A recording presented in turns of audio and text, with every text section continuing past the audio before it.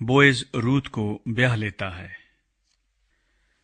तब बोएज फाटक के पास जाकर वहां बैठ गया, और देखो, जिस नजदीक के कराबती का जिक्र बोएज ने किया था वो आ निकला।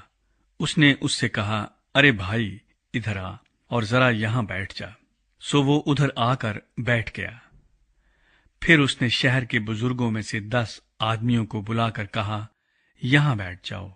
सो वो बैठ गए।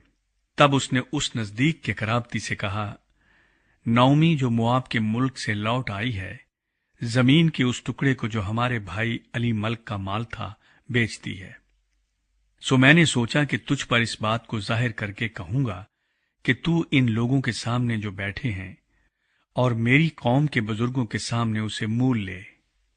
अगर तू उसे छुड़ाता है तो छुड़ा, और अगर नहीं छुड़ाता तो मुझे बता दे, ताकि मुझको मालूम हो जाए, क्योंकि तेरे सिवा और कोई नहीं जो उसे छुड़ाए, और मैं तेरे बाद हूं। उसने कहा, मैं छुड़ाऊंगा। तब बोएज ने कहा, जिस दिन तू वो जमीन नौमी के हाथ से मूल ले, तो तुझे उसको मोआबी रूत के हाथ से भी, जो मुर्दे की बीवी है, मूल लेना होगा, ताकि उस मुर्दे का नाम उसकी मीरास पर कायम करे। तब उसके नजदीक के कराबती ने कहा, मैं अपने लिए उसे छुड़ा नहीं सकता, ता ना हो कि मैं अपनी मीरास खराब कर दूं। उसके छुड़ाने का जो मेरा हक है उसे तू ले ले, क्योंकि मैं उसे छुड़ा नहीं सकता।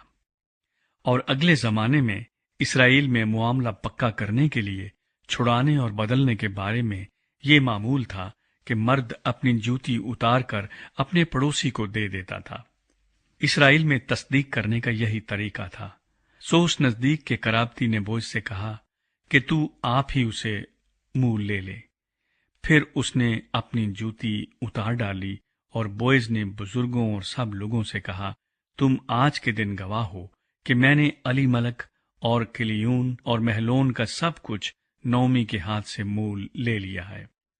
मां सिवाय इसके मैंने महलोन की बीवी मोआबी रूत को भी अपनी बीवी बनाने के लिए खरीद लिया है, ताकि उस मुर्दे के नाम को उसकी मीरास में कायम करूं, और उस मुर्दे का नाम उसके भाइयों और उसके मकान के दरवाजे से मिट न जाए। तुम आज के दिन गवाह हो। तब सब लोगों ने जो फाटक पर थे और उन बुजुर्गों ने कहा कि हम गवाह हैं। खुदावंद उस औरत को जो तेरे घर में आई है, राखिल और लिया की मानिंद करे, जिन दोनों ने इसराइल का घर आबाद किया। और तू अफराता में तहसीन व आफरीन का काम करे, और बैतलहम में तेरा नाम हो, और तेरा घर उस नस्ल से जो खुदावंद तुझे इस औरत से दे फारस के घर की तरह हो, जो यहूदा से तमर के हुआ। बोएज की नस्ल। सो बोएज ने रूत को लिया और वो उसकी बीवी बनी, और उसने उससे खलवत की, और खुदावंद के फजल से वो हामिला हुई और उसके बेटा हुआ।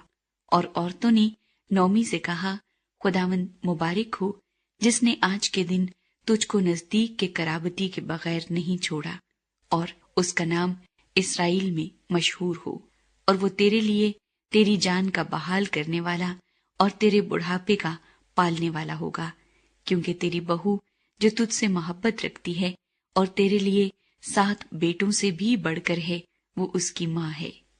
और नौमी ने उस लड़के को लेकर उसे अपनी छाती से लगाया और उसकी दाया बनी।